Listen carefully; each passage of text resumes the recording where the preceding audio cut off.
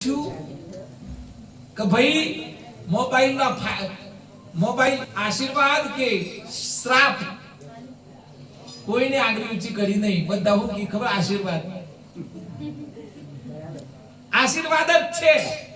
Mobile નો સદુપયોગ કરો તો આશીર્વાદ છે. મોબાઈલ માંથી ઘણું બધું જ્ઞાન મળે. સદુપયોગ કરો. તમે આ મોબાઈલ માંથી ઉપયોગ કરી લોકો કમાતા થઈ ગયા, કોક નું કોક નવું. પણ ઘણા શું કર ખબર, આખો દાની ગેમ રમે ને સમય બરબાદ કર્યું, બેલેન્સ પૂરું કર્યું, સમય બરબાદ કર્યું, ઓખોય ફોર્યું, આરોગ્ય બગડે અને ઘર દુખી થાય. એવો ઉપયોગ ના કરાય.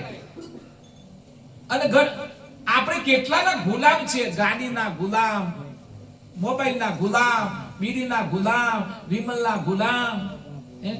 આપણે ગુલામ છીએ, છૂટ જ નહીં. અરે આપણી ઈચ્છા થાય ને, તમે તમારી ઇન્દ્રિયો તમે, આપણે કોઈ વસ્તુના ગુલામ ન થવું જોઈએ. આપણે કે એમ બધું વસ્તુ ફરવી જોઈએ. જે તમે વસ્તુઓના ગુલામ થઈ જાવ તો પછી તો પૂરું થઈ ગયું.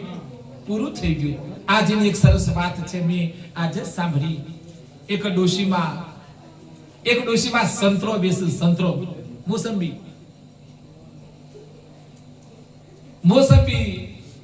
ડોશીમાં વેચી. એમાં એક છોકરો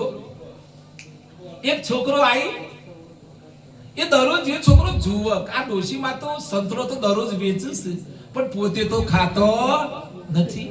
હું કાનાસર જો એ પોતે ખાતો નથી. એટલે પછી આ શું શું કરે ખબર છે, દરરોજ અમુક નિરીક્ષણ કરે કે આ બા હાઈસ્કૂલ ની બાજુમાં બહાર બેઠેલો સંતરો વેચે પણ ખાતો નથી.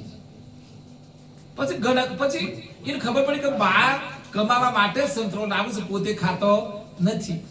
એ છોકરું જો આ તો ખાલી વાત વચ્ચે, એ છોકરું જાય છે ને શું કરે ખબર છે, બા મને સંતરો આલો, અને સંતરો લઈ લે. પછી કે બા લઉં ખરું, પણ જો ખાટું હતો હું નહીં લઉં. એટલે પછી સંતરું ફોલી નાખે, ઓમ કઈ ચાખે કે આ તો ખાટું હ, એમ કઈ પાછું સંતરું આલી દે. પછી વધેલું તો કોઈ લે નહીં, બા બેઠો કોઈ એવું. પછી કે બા બીજું આલો, હું સાખી જોઉં. એ કે બા આ એને ખાટું પડશે, એમ કરી દે. પછી આવું ઘણા દન હેડ્યું. પછી બા એ ખાઈ જોઈ, અને છોકરો એની એક ચીરી ખાય. ઘણા દિવસ થઈ જાય. પછી એક જણે પૂછ્યું કે બા આ તમારું આ શું ઓમ કરી તમારે દરરોજ નો બબે સંતરો બગાડે છે, લેતો એ નથી ને શું કરવાનું? કે મને ખબર છે આ છોકરો એને ખબર છે કે હું ખાતી નથી, એટલે એક ચાખી અને મારા ઓલી મેલી જાય છે, હું આ મારા માટે મૂકશે. એકબીજાને ખબર પડી જી કે આ છોકરો મારા માટે આ રીતે કરે છે, અને છોકરાને ખબર પડી કે હું આવું કરું તો બા ભૂખ્યો ના રહે. આવી ગરીબી હોય. આપણે ગરીબ છીએ જ નહીં, આપણે સુખી છીએ. પણ ઘણા તમે દરરોજ એમ કહો ભાઈ કેમ છો, કે મારા બરોબર નથી, એટલે સમજવાનું નથી. આ બ્રહ્માંડમાં મારી બેનો સાંભળજો, આ બ્રહ્માંડમાં તમે એમ કહો છો હું સુખી છું, તો હું મથી આ સુખી છું. મને પોણી બાર પેલું જોસરી નથી. હું તો લાકડો લેવા જતો, નોનો હતો ને ત્યારે. હા, હું તો બધા અહીંયા લાકડો માથે લઈ જતો. પોણી બાર લાકડો લેવા જતા અમે, મારો બા દાદીમાં જોડે, જિગ્નેશભાઈ. અને શનિ રવિ રજા એટલે અમે જઈએ તો પાછું અહીંથી જોસરીમાં બધો લાકડો ભેગો કરી માથે લઈને ઘેર જતા 2-3 કિલોમીટર. અને મજા આવે જંગલ જોવાની, અને આનંદ હતો. એ વખતે કે ઓયા એટલે હું પછી ઓયા એવું બોલે. એટલે મેં કીધું આ તો સાંભળ્યું. રામ તો સામે રામ બોલે, કૃષ્ણ તો કૃષ્ણ, પધારો, મરો તો હું પછી મરો. એવું તમે વિચાર કરો, તમે જેવું બોલ્યું હું આવતું આવશ્યક નથી આવતું, આવ પડઘા. એમ તમે જો જીવનમાં તમે એમ કહેશો ભગવાન હે મારા અલગધરી, હે મારા ગુરુદેવ, હે મારી કુળદેવ માં, હું આપની કૃપાથી સુખી છું. સાહેબ ધીમે ધીમે ચક્ર ફરતું જશે અને તમારામાં વૃદ્ધિ થતી જશે. અને ઓમે ભગવાને તમને કેટલું બધું આપ્યું, આંખો આપી, હાથ આપ્યા, પગ આપ્યા, સુંદર શરીર આપ્યું, બુદ્ધિ આપી, પછી કેટલું જુઓ, પણ આપણે ઘરનો ખૂણો મેલતા નથી ને એટલે ડખાય. ભગવાને તમને બધું આખું જગત તમારા માટે બનાવ્યું, તમે ઘરનો ખૂણો છોડો, ક્યાંક શીખો તો તમને બધું પ્રાપ્ત થાય.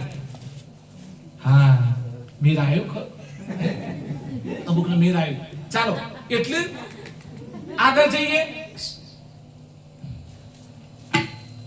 તબ મને એક જણે અમને પૂછ્યું, અમને હાલ થોડી વાર પહેલા મારા ઉપર ફોન આવ્યો, કચ્છમાંથી આવ્યો,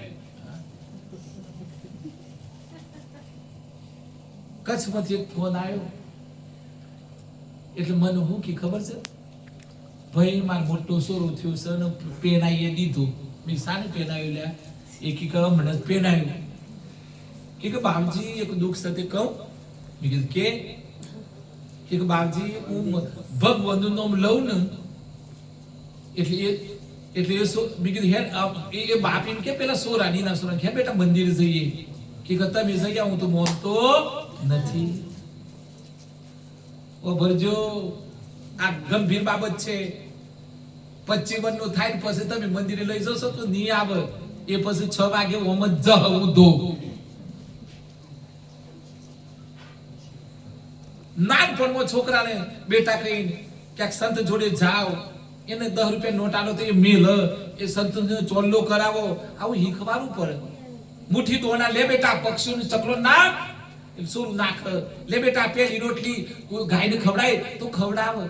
પણ આપણે કોઈ ધર્મનું કામ નથી શીખવાડતા એટલે બાળકમાં દયા ક્યારે આવે? આપણું બાળક કરતા શાંત થાય.